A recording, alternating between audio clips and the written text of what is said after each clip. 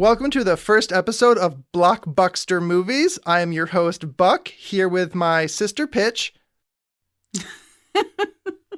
Yeah, people can't see you make a face. We're doing a podcast. Fine. Hey. I have a love of 80s fantasy movies, so that's what we're starting with. And as my power is to communicate with animals, we went with the iconic 1982 classic, The Beastmaster, featuring a character who can communicate telepathically with animals, which I can definitely relate to. So I printed out a Wikipedia plot summary, and we're just going to go through it and share our reactions. We literally just finished watching it, so hopefully it's fresh in our mind so we can rip it apart.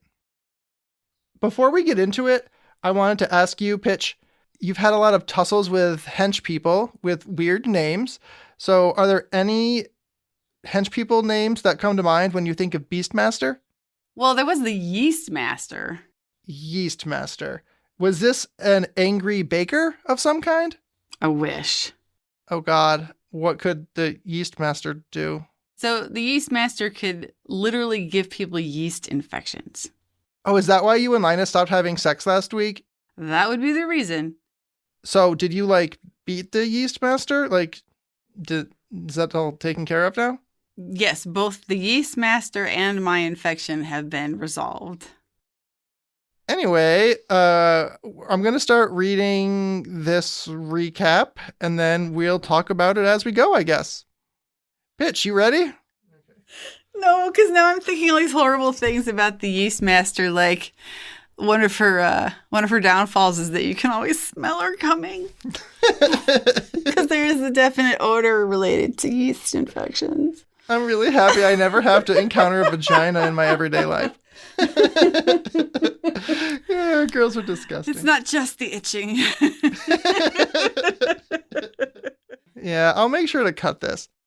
All right, so let's get into this plot of the Beastmaster. In the kingdom of Aruk? Sure. Eric? No. No. Okay, in the kingdom of Aruk, witches tell High Priest Max? Is that Max? I think they said Mayax. Oh, right, Mayax. Oh, God. Are you going to start calling me Mayax from now on? Maybe. Great. Okay, so in the kingdom of Eric, witches tell High Priest Mayax the prophecy that he will die at the hands of King Zed's unborn son. Mayax sends one of his witches to kidnap and kill the child, but before she can, a villager rescues the child and raises him as his own son in the village of Emir? Yeah, these names need Emir? Emir? It's like femur, but without an F. Yeah, this needs phonetic spelling or something. Okay, so that was a lot to put into 2 sentences. This doesn't say anything about the cow. Let's talk about the cow. So the baby, the unborn baby, that is the protagonist of this movie, was in his mother, the queen's womb, in that uterus, and then the witches cast a spell on the baby. Well, but first... one witch with a cow walked into the hut where the king and queen were sleeping, poured the evil blue glowy liquid over their necks, and then started hissing and chanting. Oh, right, yeah. So they dumped blue glowing liquid on their necks, and then it paralyzed them so they could perform magic on them. I wonder if Blue Moon has glowing spunk. I don't think in any of his videos he ever talked about his semen, but maybe it would glow blue. From the outside, the only part of him that glows is his butt, but it's the same sort of region of his body. Who knows? Yeah, he could have blue boners. I'm not sure. Maybe when he gets excited, he doesn't only get an erection, he also starts to glow from the front as well. Aww. Wait, does he literally have blue balls? Is that where you were going? No, that's a great idea. Okay, so I really hope he listens to this podcast because we need answers. We need answers, yeah. If you hear this, Blue Moon, we want to know about your balls. All right, let's stop talking about Blue Moon now Okay, so blue liquid was dumped on the king and queen's necks and it like paralyzed them. They cast a spell on the queen who was pregnant. The baby disappeared from in her womb and then appeared in what looked to be like the udder of the cow. But Oh God, it was, wasn't it? and, Yeah. Yeah, and then they transferred the baby into the cow and then immediately cut the baby out of the cow. And I want to know why they didn't just cut it out of the queen. Like, why transfer the baby into a cow with all this magic when you could have literally just cut her open and taken the baby out? Right. That brings us to the baby, which is rescued from the witches by a villager who stumbles across them. He kills the witch, right? Yes. He brandished his sword at her and fought her, and then she pulled the sword from his hands with her magic, made it flip around in the air, and then inexplicably allowed it to land directly in front of him again. So then he grabbed it and stabbed her in the gut with it. Okay. So he stabbed the witch and then took the baby and then just, brought the baby home with him to live its life rather than searching for its parents, I'm assuming. I don't know. They just fast forwarded until the kid was like, 10? Well, first he returned to the village and did the whole, like, Lion King thing. Oh, right. Yeah. He held the baby up in the air like Simba and the villagers rejoiced. And then they without questioning it. Right. And then was a time jump, right? Mm. Okay. So that brings us to the next part of this description. It says, named Dar, the child learns to fight and fully develop his ability to telepathically communicate with animals. Okay, so first of all, the name Dar to me just sounds like something a Pokemon would say. Like, Dar, Dar! So I want to call him Darmander from now on. Or maybe when he grows up, he's like Darmelion or Darazard, but... Once he grew up, I'm only going to think of him by one title. Which is what? Thigh Master. Thigh Master? Oh, yeah, okay. So rather than Beastmaster, he should be Thigh Master. And we both observed the amount of exposed thighs throughout this film. The thighs were everywhere. Yeah, like Dar's thighs were on full display, like loincloth with full exposed thigh. The women had exposed thigh. The men had exposed thigh. It was just... The witches... Oh, yeah, yeah. One of the witches, there was that moment where like it was cast... There was crack. Yeah, they were casting their spell, and like from a distance, I'm pretty sure that we saw crack. Mm-hmm. Yeah, so don't do crack, kids. It'll turn you into a witch. Okay, that was not funny.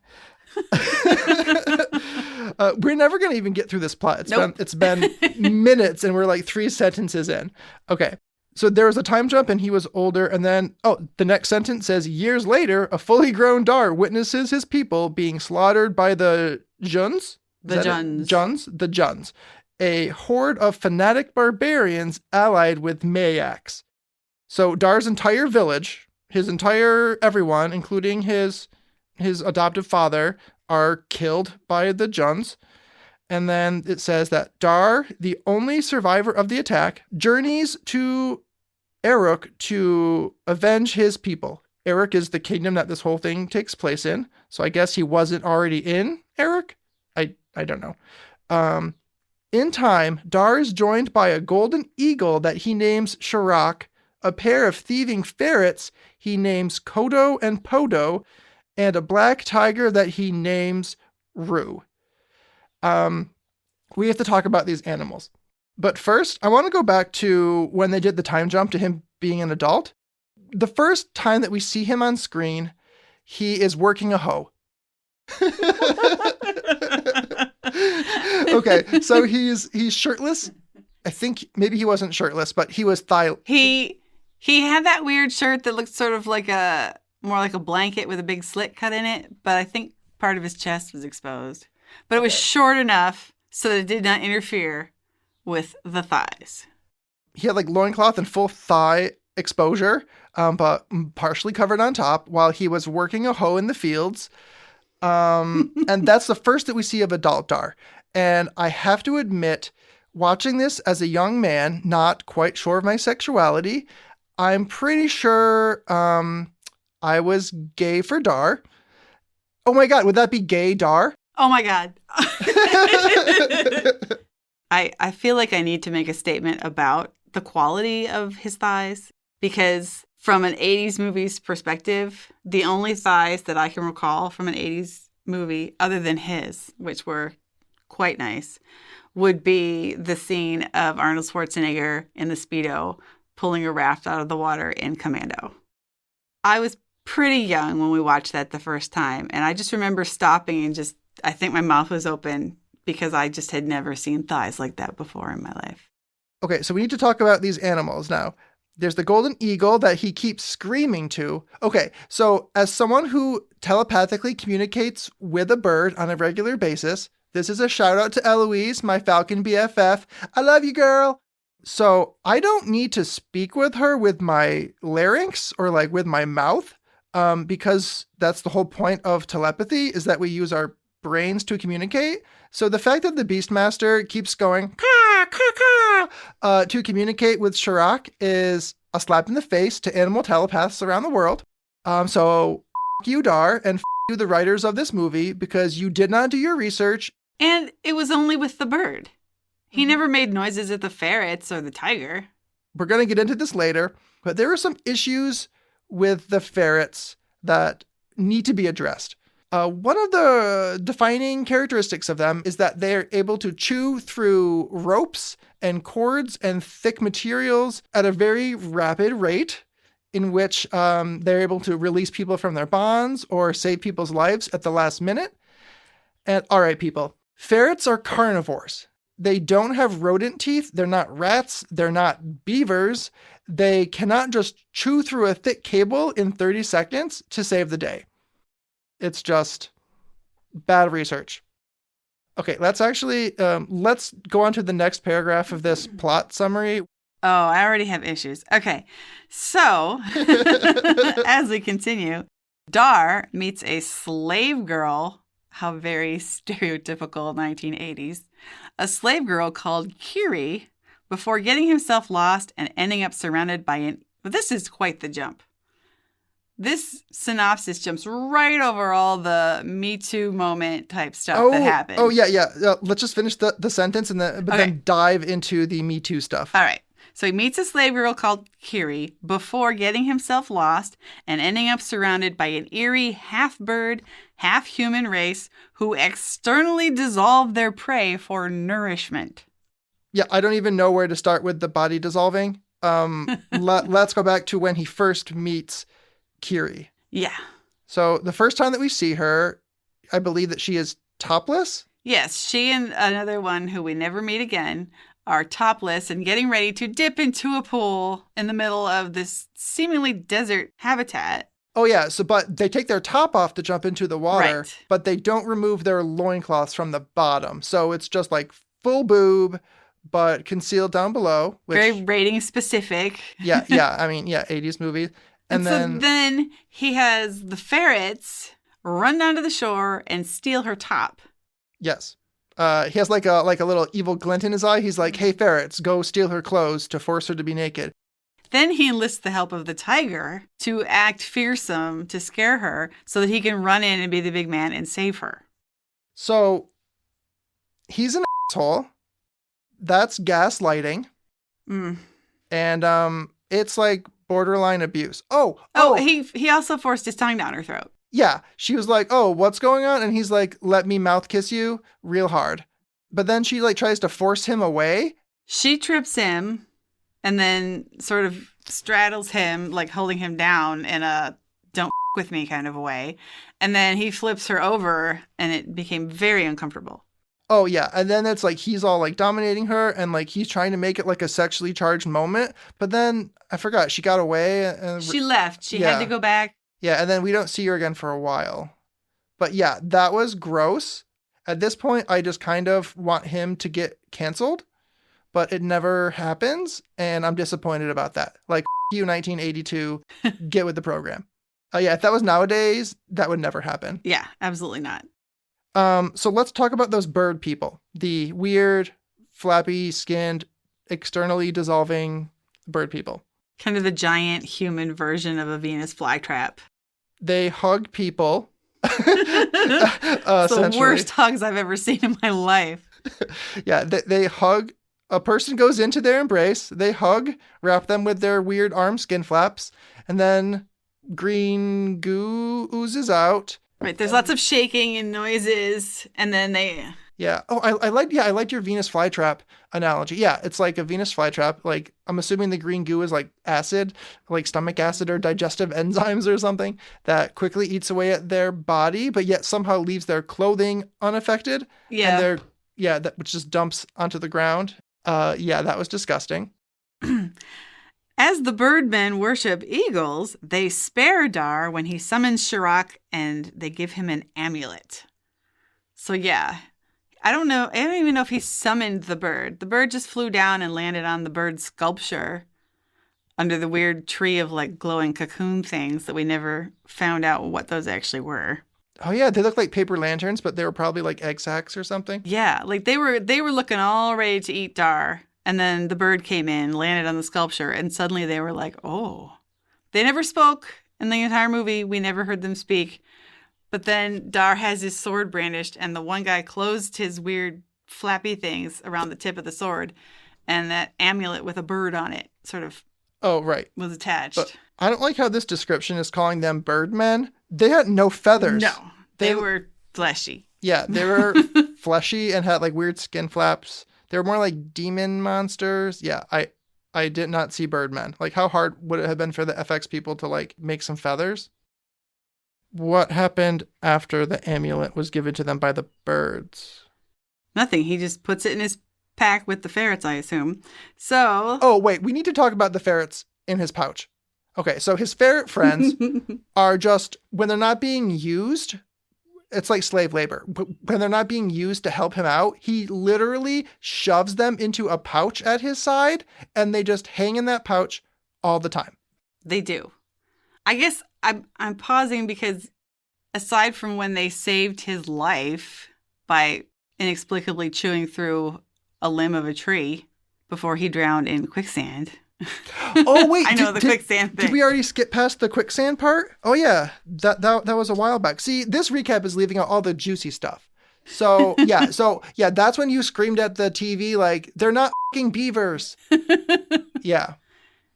So Dar falls into quicksand, and the ferrets chew through a tree branch in like 10 seconds for him to use to get out. Mm-hmm. And then one of the ferrets falls in the process of saving him. And the ferret's like struggling in the quicksand forever. And Dar's just like, la la la. And then he finally, after the ferret disappears, shoves his hand in there and like digs him out. Then he decides they're going with him. Yeah, they're like, oh, we saved your life and now we're friends. And then he gives them names.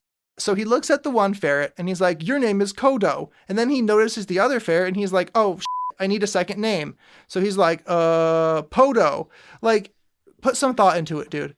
He's so frustrating. He doesn't understand anything. You know, I was trying to figure out what those ferrets were doing in that pouch the entire time. Like, were they just shitting? They were just pooping. I'm assuming the entire pouch is just full of shit. So later when he dumps the pouch out to prove that they're thieves, and there's like, you know, little trinkets and stuff in there, I was waiting for like dried ferret shit just to like ooze out, but it never did. So I don't know if like the story just didn't want to address it, but inquiring minds want to know, like, why couldn't he like just walk along with you instead of being shoved in a bag all the time? Was it because the tiger was there or the eagle and he was afraid that they would like eat them? Oh yeah, you said that too. I felt like the eagle would totally eat those ferrets. What's next on the recap? All right. So next, Dar soon arrives in, how are we saying this again? Aruk? Aruk? I don't know. Aruk, where Mayax had assumed total control with the Jun's support. Mayax has taken the children of the townspeople and is sacrificing them to his god. Arr. I have to say it that way. I'm sorry. The god's name was R? Yeah. I did not pick that up in the movie. Arr. I have to do it. Okay, so Mayax and his pirate god. Okay. Yeah. After having Shirak, a.k.a. the Eagle, save the child of a townsman named Sako, Sacco. Dar learns that Kiri is to be sacrificed. Yes, so this eagle, Mayax is holding this child up above this, on top of like a pyramid, and he drops the child as a sacrifice into this fire. Just like in A Christmas Story, where Ralphie catches the edge of that slide when Santa tries to push him down. The child catches the edge of the thing, and then Mayax starts to poke at the child with his staff. And then the eagle comes in and lifts what looks to be like a 4-year-old child without any issue up out of the flames and flies off with it into the distance. Yeah. I know what a bird that size can carry in their talons, and a 4-year-old child is never going to happen. So I don't know what they were thinking.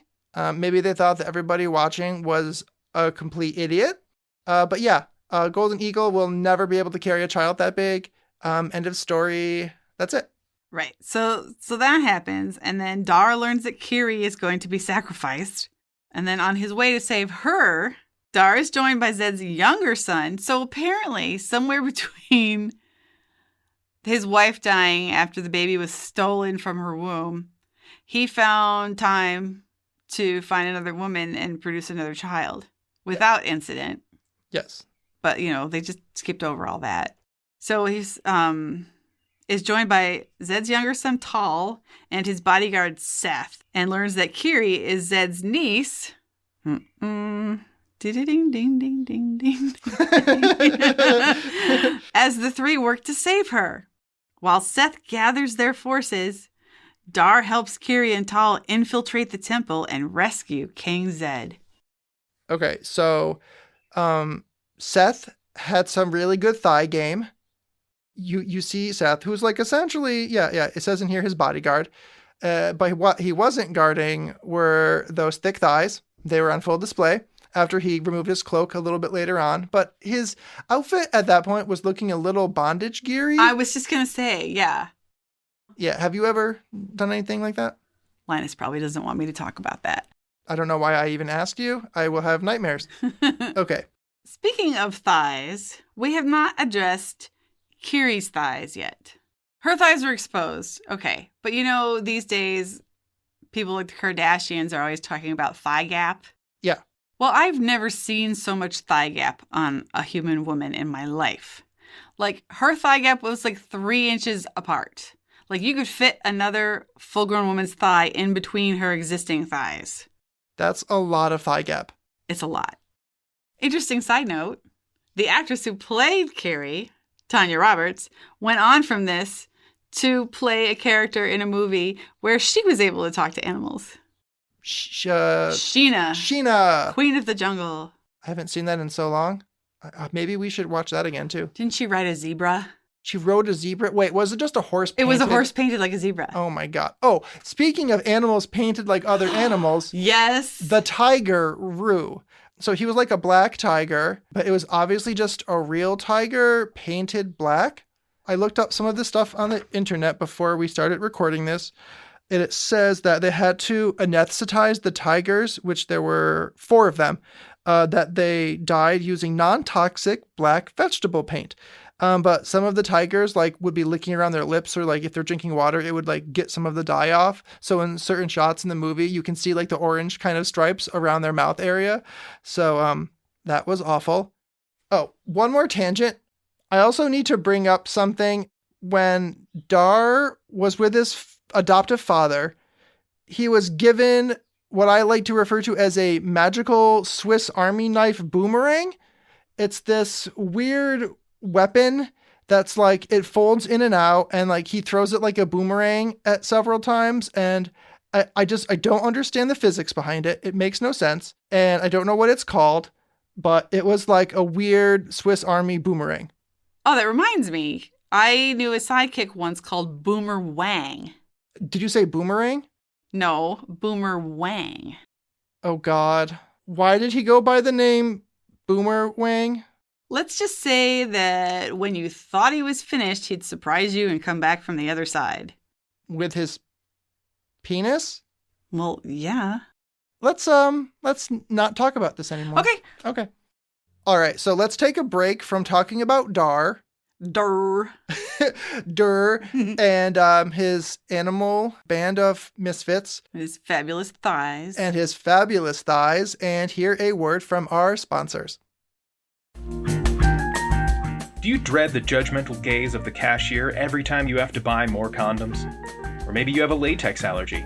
Are you a terrible lay, or do you just hate the idea of passing on your genes? Montgomery Innovations introduces Force Skin, a new, sustainable, reusable contraceptive experience. Force Skin is a ring that slides over your thingamajig and generates a sturdy yet thin and pliable force field. Force Skin. Sorry, it's hard to say. Foreskin. It's a real mouthful.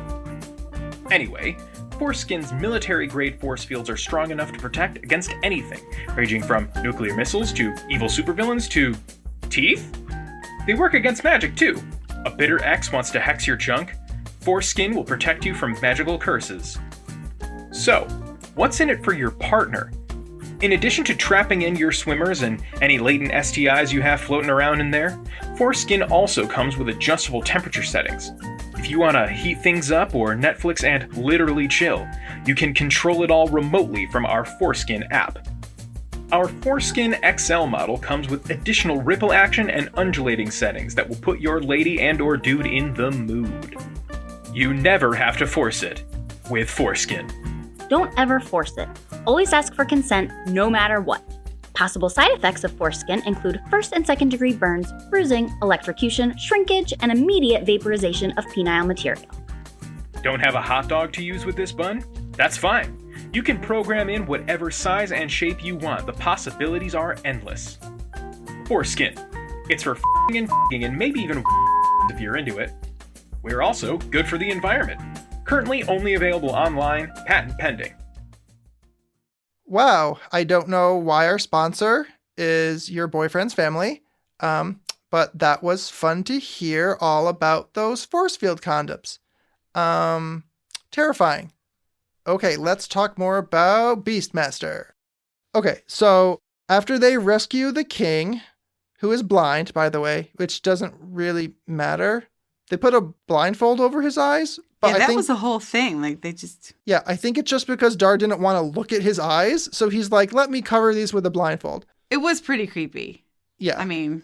But, like, he didn't even ask. He just was like, oh, you're blind, let me cover your face. Like, that's... With this really dirty scrap of fabric. Yeah, that was that I found on the floor, because I don't know where it came from. Okay, so an obstinate King Zed leads his forces to attack the city, despite the prudent warnings of Dar, who leaves the group in anger. So yeah, Dar's all like, hey, don't do this, it won't work. And Zed's like, screw you. But then he goes and sits like somewhere by himself, and there's actual tears running down his face. The guy who he saved his child earlier, Sako, comes and tells him that everybody was defeated and captured because Dar was right, obviously. Otherwise, there would be no plot. But at this point, they really could have finished the movie anyway. But they decided, like, hey, let's throw in another 30 minutes. Dar returns to save them from being sacrificed. Because Mayax, his whole... Is this the plot? Like, Mayax wants to sacrifice people for no reason to his god, and that's the whole plot? It seems to be. There's that, and then there's the prophecy that Dar will kill him at some point. Oh, okay. That's why they took him in the first place. Oh, Zed's okay. unborn. The hissy witches were like, Zed's unborn son is going to kill you at some point. Oh, gotcha. Okay. In the conflict that follows, Mayax reveals Dar's relationship to Zed before slitting Zed's throat and facing the Beastmaster. Despite being stabbed, Mayax is revived by a witch, and when he attempts to kill Dar, Kodo sacrifices himself to cause the high priest to fall into the sacrificial flames. Okay, so the death of that ferret was by far the most traumatic part of the movie for me. The most traumatic part for me was when the other ferret was just like on the steps of the temple, like looking like, where did my friend go?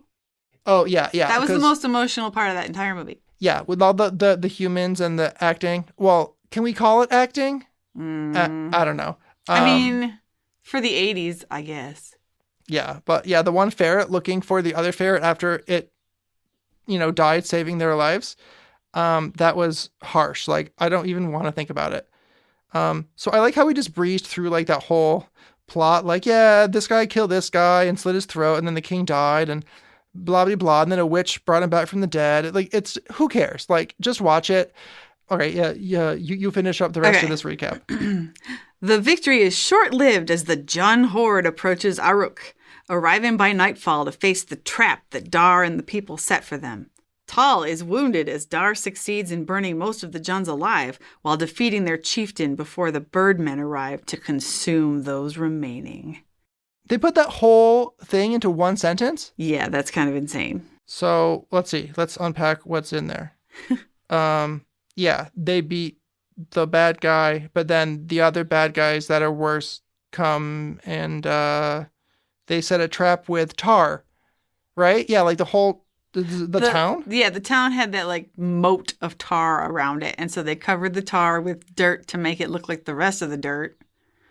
And then the men sort of rode into it on their horses, and then they attempted to set it afire. That's when Tal got shot with an arrow. Oh, right, yeah. And Tal, if those listening don't remember, is the other son of the king, who's like a young kid, who, this is disgusting, but they showed his thighs too, and like, he was a little kid. Like, f***ing rein in your thigh exposure, okay? Like, I mean, from that point, we kept just seeing like more and more of him. It was, like at the end, it was very sort of, even though he was young, it was kind of Blue Lagoon, like, here's my little tiny diaper thing, and that's it. Yeah, like creepy. No, thank you. Yeah, no thanks. Okay, so he's like shot with an arrow or whatever, and then most of the Juns were killed by being burned alive when they set the tar on fire, which was clearly just water that they shot in the dark, and they were like, "Oh, it's tar." They're splashing around in the fiery tar, and yeah, it's water. Yeah, so Dar and Tal and Seth and I think Kiri were like surrounded by the Juns. The Juns. And then is that when? No, it was before that. Before night fell, Dar had fished that sort of necklace thing out of his pouch and given it to the bird and was like, "Hey, fly back to those weird people by that strange tree." But we didn't know that's what he told him because all we heard was, "Ah! Ah! Ah! Ah!" Yeah, so he sent the bird to go get the bird people that don't look like bird people. And in what is arguably one of the most chilling or terrifying moments of the movie, they're surrounded by the Juns, and then all of a sudden, the creepy bird people come up behind all of them, envelop them in their weird Venus flytrap skin flaps, and then just consume the army, and then just, that's it. Dar's like, we gotta go, bye, and they just like, peace out. And then he shares like a knowing glance with one of the bird people, which I don't know. Seemed to be above him. Like apparently they flew in and they flew away. Because when they appeared, they just sort of, it was like they just suddenly popped up from the ground behind each of the Juns and then would just wrap their wingy things or whatever around them and start consuming them. But then Dar was looking up at the guy. Yeah. And then there was like fly sort of noises. Yeah, the birdmen arrived to eat the rest of the people. What happened after that?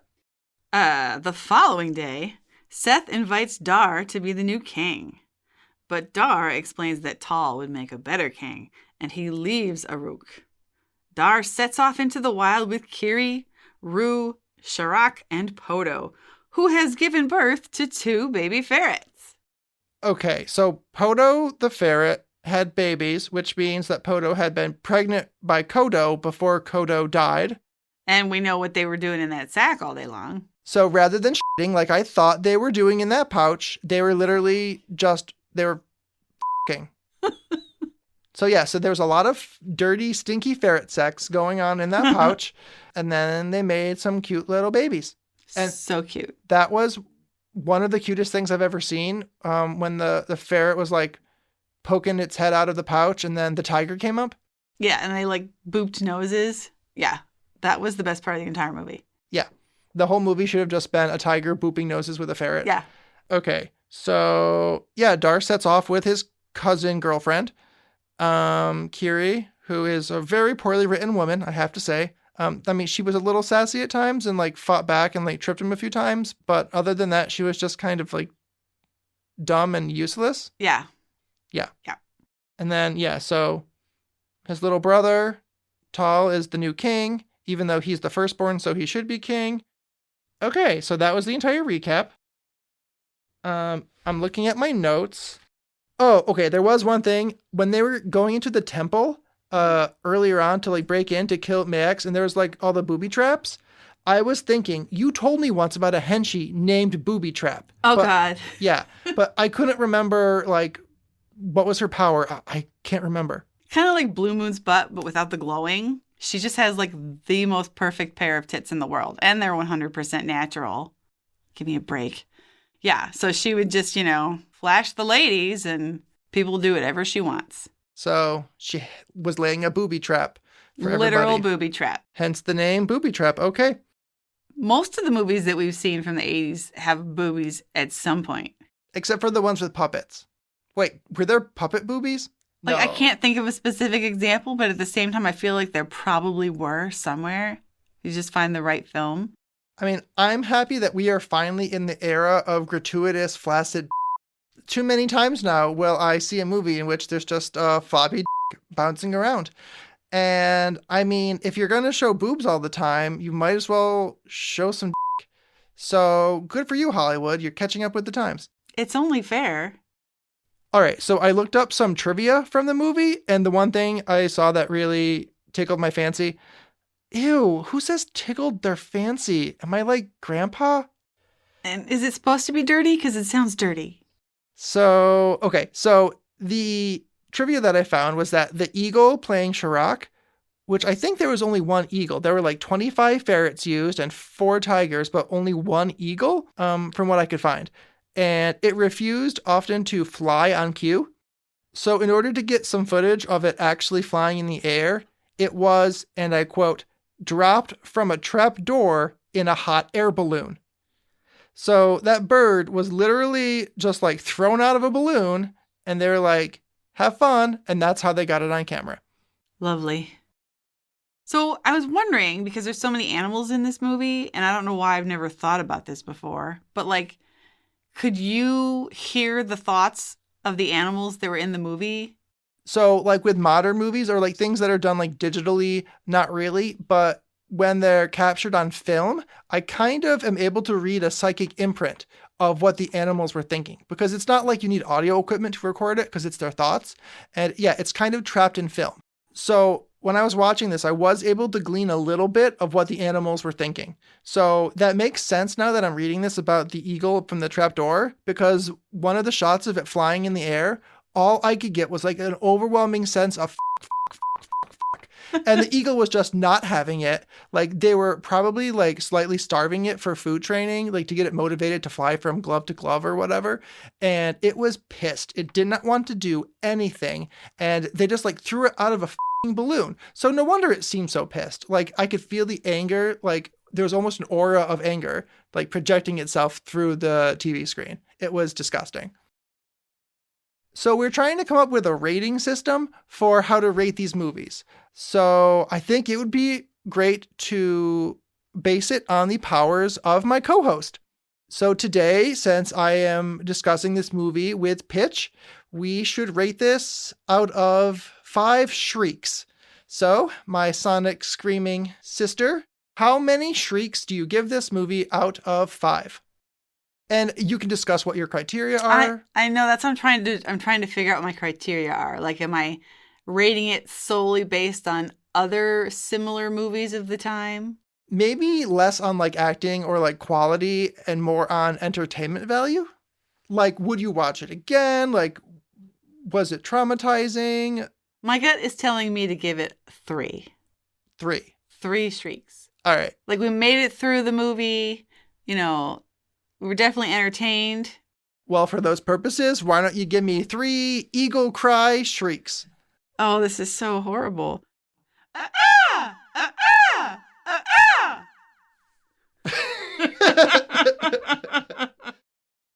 All right. So I feel like now that we've gone through this, We should have some wine, maybe watch another one for later.